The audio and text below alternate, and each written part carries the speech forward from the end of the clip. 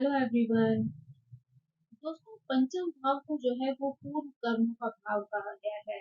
और वही जो 11th हाउस है उसको हम वर्तमान में जो हमारी इच्छाएं हैं उनसे जुड़ा हुआ हाउस मानते हैं। तो यहाँ पर जब जो है वो फिफ्थ हाउस के लॉर्ड जो है वो 11th हाउस में जाते हैं, तो व्यक्ति जो है वो अपने पूर्व जन्म के कर्मों से मिला हुआ जो रिजल्ट है उसके अनुसार अपनी इच्छाओं की पूर्ति करता है। ऐसा जातक जो है वो बहुत ज़्यादा बुद्धिमान होता है, भाग्यशाली होता है और अपने विचारों को लेकर बहुत ज़्यादा जुझारू भी होता है। इस योग के माध्यम से व्यक्ति को जो है वो सरकार द्वारा सम्मान की प्राप्ति होती है और साथ ही व्यक्ति जो है वो सुखी जीवन जो है वो व्यतीत करता है। ऐसा व्यक्ति जो है वो सच्चा होता है, मददगार होता है, वफादार होता है, साथ ही उसकी संतानें जो है वो बहुत अच्छी हो सकती हैं। यहाँ पर व्यक्ति जो है वो कोई बड़ी पुस्तक लिख सकता है, उससे वो अच्छी आमदनी कर सकता है। उसके पिता भी जो है वो लेखक हो सकते हैं। पंचमेश जो है वो अगर 11वें भाव में हो और यहाँ पर उसकी दशा चल रही हो, तो ऐसे में जो है वो व्यक्ति संतान की प्राप्ति भी कर सकता है। ऐसा व्यक्ति जो है वो सट्टे के माध्यम से, मनोरंजन से और परामर्श के माध्यम से भी लाभ कमा सकता है। 11वें भाव में जो है अगर पंचमेश होते हैं, तो व्यक्ति जो है वो एक अच्छा सलाहकार जो है वो बन सकता है, साथ ही उसे अपने कार्य क्षेत्र के रूप में भी अपना सकता है। यहाँ पर जो है वो व्यक्ति की संतान व्यापार में पिता के साथ जुड़कर उनके व्यवसाय को आगे ले जाने में भी उनका साथ दे सकती हैं। साथ ही ये फल जो है वो एक अच्छी पत्नी के रूप में भी जो है वो व्यक्ति को प्राप्त हो सकता है। फिफ्थ हाउस जो है वो क्रिएटिविटी का हाउस है, तो ऐसे में जातक जो है वो बहुत ज्यादा क्रिएटिव हो सकता है, साहित्य की रचना करने वाला हो सकता है, मंच पर जो है वो अपनी कला का प्रदर्शन करने वाला हो सकता है। उसके माध्यम से भी जो है वो आय अर्जित कर सकता है, यानी वो इनको अपना कार्य क्षेत्र बनाकर यहाँ से भी धन की प्राप्ति कर सकते हैं। साथ ही व्यक्ति जो है वो क्रिएटिव तो होता ही होता है, लेकिन व्यक्ति के अंदर बहुत ज्यादा कॉन्फिडेंस भी होता है। कला में जो है वो अच्छा प्रदर्शन कर सकता है। राजनीति के क्षेत्र में, सामाजिक क्षेत्र में भी वो अपनी प्रतिभा का प्रदर्शन करके समाज में अपना एक उच्च स्थान प्राप्त कर सकता है। उसका जो संपर्क है वो भी ज्यादातर जो है वो अच्छे पैसे वाले जो लोग होते हैं, धनाढ्य लोग होते हैं, उनके साथ होता है। जातक जो है वो नेटवर्क बनाने में भी प्रतिभाशाली हो सकता है, यानी लोगों के साथ जुड़ना, उनसे कनेक्शन बनाना भी जो है वो उसकी क्वालिटी हो सकती है। साथ ही व्यक्ति जो है वो एक आकर्षक व्यक्तित्व का जो है वो धनी हो सकता है, यानी लोग जो है बड़े स्तर पर उसको पसंद कर सकते हैं और वो नेतृत्व भी जो है वो कर सकता है। यहाँ पर जो है व्यक्ति बहुत ज़्यादा बुद्धिमान होता है, विद्वान होता है, अपने पेशे में भी वो बुद्धिमत्ता का प्रयोग करके धन अर्जित करता है। उसके पास जो है वो कई संतानें भी होती हैं। पंचम भाव को जो है वो हम सट्टे का हाउस भी मानते हैं और 11th हाउस जो है वो लाभ का हाउस है। तो ऐसे में व्यक्ति जो है वो अगर सट्टे आदि में जो है वो धन लगाता है, तो यहाँ पर उसको लाभ की प्राप्ति हो सकती है, पर उसके पीछे कई अन्य चीजों का देखना भी जरूरी है। केवल इस आधार पर जो है इस चीज को मानकर व्यक्ति को पैसा नहीं लगा देना चाहिए, क्योंकि कई और अन्य स्थितियां भी जो है इस चीज के लिए जिम्मेदार हो सकती हैं। व्यक्ति यहाँ पर एक अच्छा सफल बिजनेसमैन बन सकता है। तंत्र मंत्र विद्या में भी जो है उसको रुचि हो सकती है, इसमें भी जो है वो अपना पेशा बना सकता है।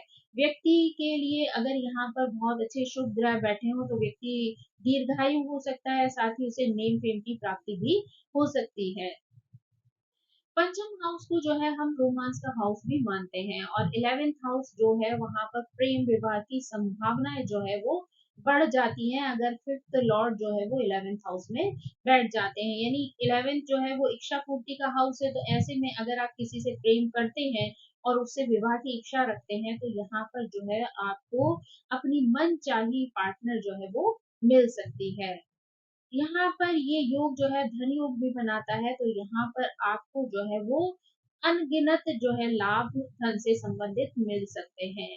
जातक को अपने बड़े भाई बहनों से भी लाभ मिलने की संभावना होती है।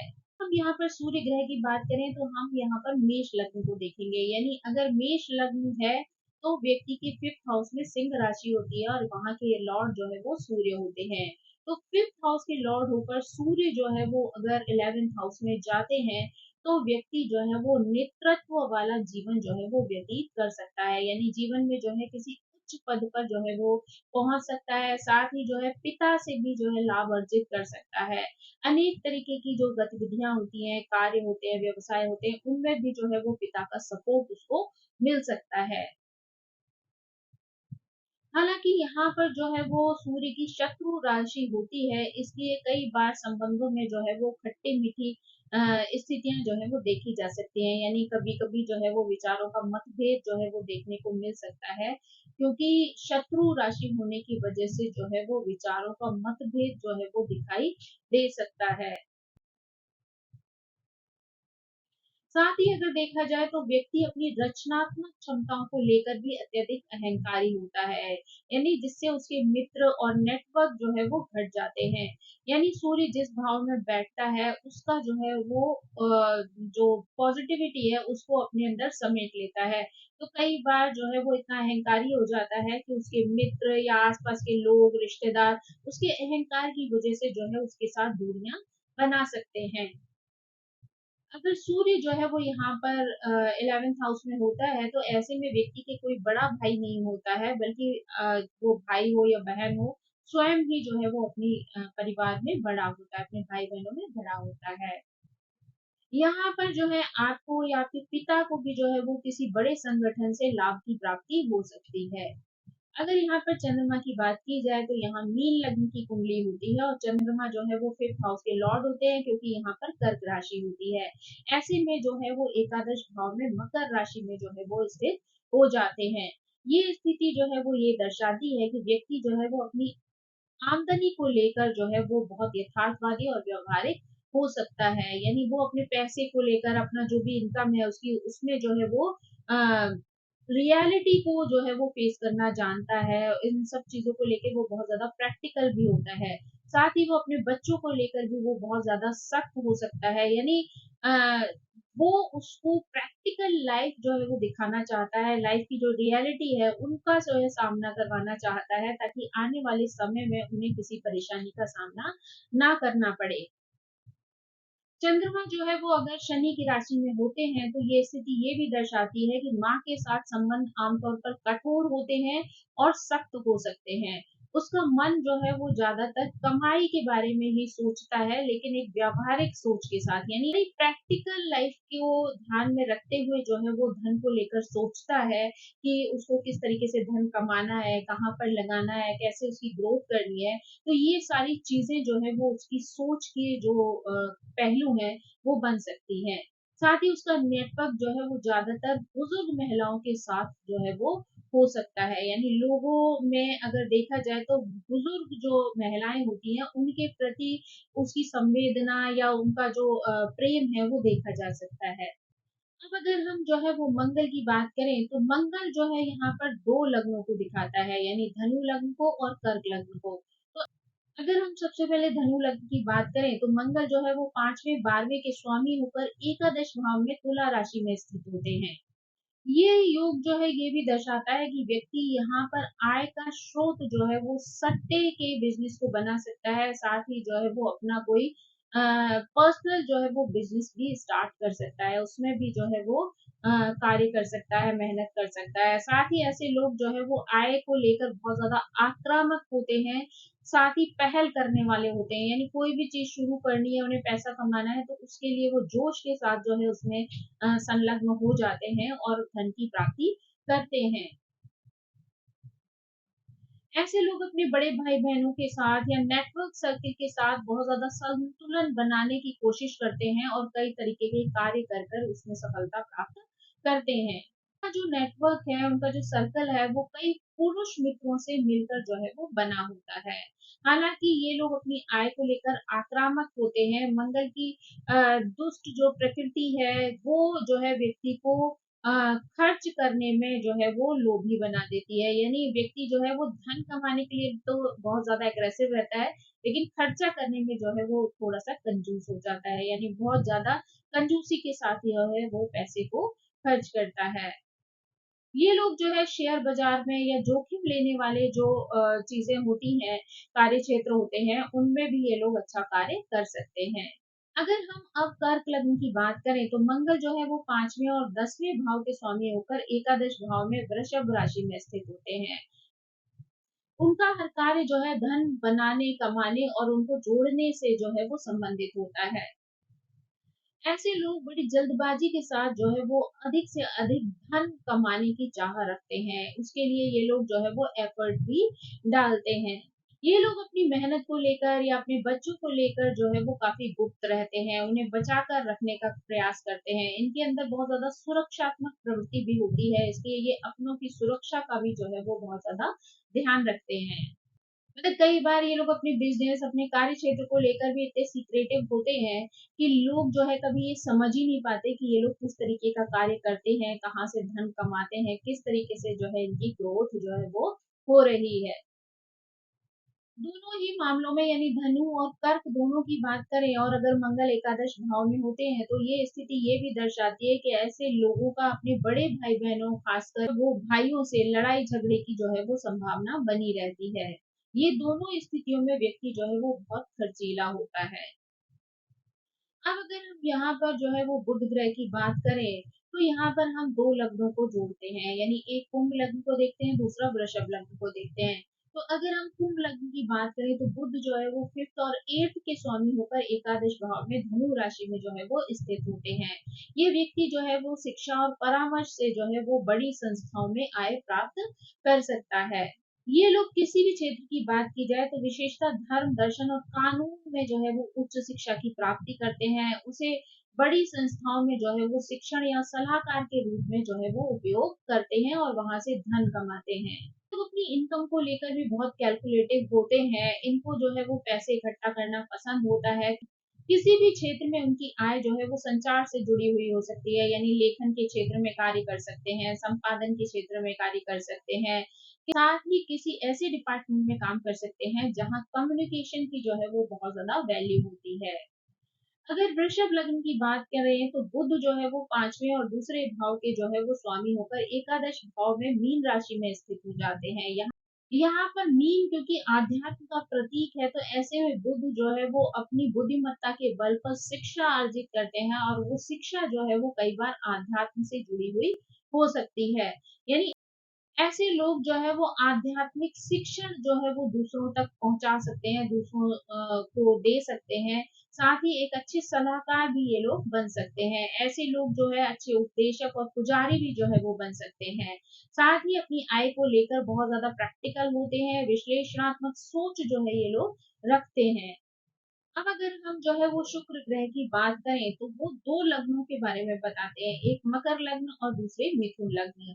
अगर यहाँ पर मकर लग्न की बात की जाए तो शुक्र 5वें और 10वें भाव के स्वामी होकर एकादश भाव में वृश्चिक राशि में जो है वो स्थित होते हैं। ये योग जो है वो ये भी दर्शाता है कि व्यक्ति अपने रचनात्मक कौशल की वजह से भी आय अर्जित करता है। में व्यक्ति हो सकता है किसी अभिनय के क्षेत्र में कार्य करे, गायन में जो है वो कार्य करे और उसके माध्यम से जो है वो धन अर्जित करके समाज में प्रतिष्ठा की प्राप्ति कर सके। आय को लेकर ये बहुत ज्यादा गुप्त होते हैं, यानी कोई नहीं जानता कि वास्तव में ये लोग अपनी जीवन में कितना कमाते हैं और कितना जो है वो ग्रोथ करते हैं। ऐसे लोग जो है वो अपने प्रेम संबंधों को लेकर भी गुप्त होते हैं। इनकी आय जो है वो ऊंच नीच रखने वाली होती है, यानी स्थिर जो है इनकम इन लोगों की नहीं होती है, स्टेबिलिटी जो है वो नहीं होती है।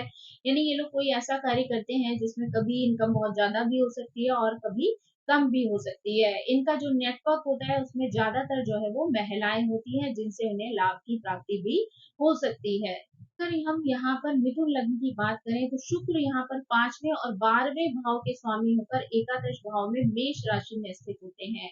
ये व्यक्ति अपनी आय को लेकर बहुत ज्यादा आक्रामक जो है वो दृष्टिकोण रखता है। अपनी क्रिएटिविटी को जो है वो बहुत ज्यादा महत्व देते हैं, उस पर बहुत ज्यादा फोकस्ड रहते हैं और उसके माध्यम से जो है वो अपना प्रमोशन जो है वो प्राप्त करते हैं या धन की प्राप्ति जो है इन्हें होती है। ये लोग अपनी इनकम को एक अलग खाते में रखना पसंद करते हैं, यानी अपनी पर्सनल पहचान बनाना जो है वो इन्हें पसंद होता है। दोनों परिस्थितियों में चाहे वो वृश्चिक हो या मेष हो, व्यक्ति महिलाओं से जो है वो आय प्राप्त करता है और बहुत ज़्यादा खर्चीले स्वभाव का हो सकता है। अब हम यहाँ पर अगर गुरु ग्रह की बात करें तो यहाँ पर 2 लग्न जो है वो इम्पोर्टेंट होती हैं, यानी एक सिंह लग्न और दूसरी वृश्चिक लग्न। अगर हम सिंह लग्न की बात करते हैं तो गुरु जो है यहाँ पर 5वें और 8वें भाव के स्वामी होकर एकादश भाव में मिथुन राशि में जो है वो स्थित हो जाते हैं। यानी यहाँ पर ये योग जो है वो संचार और ज्ञान के माध्यम से बड़ी धन और संपदा का संकेत देता है। यानी व्यक्ति हो सकता है कि कोई एजुकेटर हो, यानी शिक्षा देने वाला हो या फिर परामर्श देने वाला हो, काउंसलिंग करने वाला जो है वो हो सकता है। साथ ही वो व्यक्ति जो है कोई मोटिवेशनल स्पीकर भी हो सकता है, जिसके माध्यम से वो लोगों को सही गाइडेंस देकर उनके जीवन में ग्रोथ करने में मदद कर सकता है। ये व्यक्ति जो है वो बड़ी संस्थाओं से जुड़े हुए हो सकते हैं, वहां पर ये अच्छे शिक्षक हो सकते हैं, प्रोफेसर हो सकते हैं, काउंसलर के रूप में कार्य कर सकते हैं, उच्च शिक्षा में ये दर्शन से जुड़े हुए भी हो सकते हैं। ये लोग एक बेहतरीन शिक्षक होते हैं, इसलिए अपने बच्चों को भी ये आय और वित्त प्रबंधन के बारे में जो है वो शुरू से शिक्षा देते हैं। धन को किस तरीके से बैलेंस करके रखना है, किस तरीके से उसकी ग्रोथ करनी है, ये सारी चीज़ों का ज्ञान जो है वो अपने बच्चों को हमेशा जो है वो देते रहते हैं। यहाँ पर बच्चों का अपने माता-पिता के लिए धन जो है वो अ, कमाना जो है वो संभव हो सकता है। यानी वो किसी ऐसे क्षेत्र में जो है वो कार्य कर सकते हैं, जहाँ से वो अपने माता-पिता के लिए धन अर्जित कर सकते हैं। यहाँ पर अगर हम वृश्चिक लग्न की बात करें तो गुरु जो है वो 5वें और दूसरे भाव के स्वामी होकर एकादश भाव में कन्या राशि में स्थित होते हैं। ये स्थिति जो है वो धर्म से आध्यात्म की ओर जो है वो स्थानांतरित करती है। यानी व्यक्ति जो है वो धर्म से जुड़ा हुआ होता है और धीरे-धीरे आध्यात्म की ओर जो है वो चलना शुरू हो जाता है, क्योंकि कन्या राशि जो है वो स्वास्थ्य और चिकित्सा का प्रतीक है। तो ऐसे में शुरू में हो सकता है कि वो समाज सेवा करने में विश्वास रखे, दूसरों की सेवा को धर्म मानकर जो है वो कार्य करे और धीरे-धीरे वो आध्यात्म से जुड़ता हुआ आगे बढ़ जाए। ये लोग जो है वो अपने बच्चों के साथ-साथ दूसरों को भी एक आध्यात्मिक ज्ञान की प्राप्ति करवाते हैं, यानी दिव्य ज्ञान जो है वो उनको सिखाते हैं। ये धन को लेकर बहुत ज़्यादा प्रैक्टिकल होते हैं और यही प्रैक्टिकल वाला व्यवहार जो है वो अपने बच्चों को भी सिखाते हैं। यानी धन को किस तरीके से अपने जीवन में खर्च करना है, कमाना है, आगे ले जाना है, ये सारी जानकारी जो है वो बच्चों को खेल-खेल में, बातों-बातों में सिखा देते हैं। जो है वो चिकित्सा के क्षेत्र में भी कार्य कर सकते हैं, क्योंकि जो कन्या राशि है वो स्वास्थ्य की ओर संकेत देती है, तो हो सकता है मेडिकल साइंस से रिलेटेड किसी डिपार्टमेंट में ये जो है वो कार्य करें। अब अगर हम यहाँ पर शनि ग्रह की बात करें तो शनि ग्रह जो है वो अ, कन्या और तुला लग्न से जो है वो जुड़े हुए होते हैं। यानी फिफ्थ हाउस में जो है वो मकर और कुंभ जो है वो राशि देखी जा सकती है। तो यहाँ से जो है वो शनि फिफ्थ हाउस के लॉर्ड होकर जो है वो 11th हाउस में जाते हैं। ये स्थिति जो है वो ये भी दर्शाती है कि यहाँ पर व्यक्ति को प्रारंभिक जीवन में आय अर्जित करने में बहुत कठिनाइयों का सामना करना पड़ता है। यानी उनकी कमाई जो है वो बहुत ज़्यादा धीरे होती है, बहुत धीरे-धीरे जो है वो इनको ग्रोथ मिलती है, क्योंकि शनि जो है वो धीरे चीज़ों को प्रदान करते हैं, बहुत ही स्लो प्लैनेट है। शनि जो है बहुत स्लो मूविंग प्लैनेट है, इसलिए जो है वो बहुत धीरे-धीरे लोगों के जीवन में जो है वो विकास देते हैं। तो इसलिए जो है यहाँ पर व्यक्ति को जो भी धन कमाना होता है वो सरलता से प्राप्त नहीं होता है। उसके लिए व्यक्ति को बहुत ज़्यादा कठिन परिश्रम जो है वो हर क्षेत्र में करना पड़ता है, तब जाकर वो धन जो है वो अर्जित करता है। ऐसे में जो है वो व्यक्ति का जो नेटवर्क होता है वो बहुत छोटा हो सकता है और उसे उस नेटवर्क के माध्यम से कोई लाभ की प्राप्ति भी नहीं होती है। मगर 30 साल के बाद जो है वो शनि की स्थितियों में जो है चेंज आता है, धीरे-धीरे करके व्यक्ति को जो है वो ग्रोथ मिलना शुरू हो जाती है। वो जो है वो बड़ी संस्थाओं से जुड़ सकता है, करियर वाइज़ जो है उसको लाभ की प्राप्ति होती है। साथ ही वो कानून और सरकारी क्षेत्रों में भी उच्च पद पर पहुँच सकता है। ये थी जानकारी, जब फिफ्थ हाउस के लॉर्ड जो है वो 11th हाउस में जाते हैं तो किस तरीके से व्यक्ति के जीवन को प्रभावित करते हैं। आई होप ये जानकारी आपको पसंद आई होगी। Thank you so much. मेरी आप सभी से रिक्वेस्ट है कि प्लीज मेरे चैनल को सब्सक्राइब करें, लाइक करें, शेयर करें और कमेंट करके इसी तरह मुझे प्रेरित करते रहें। So thank you so much. Bye bye.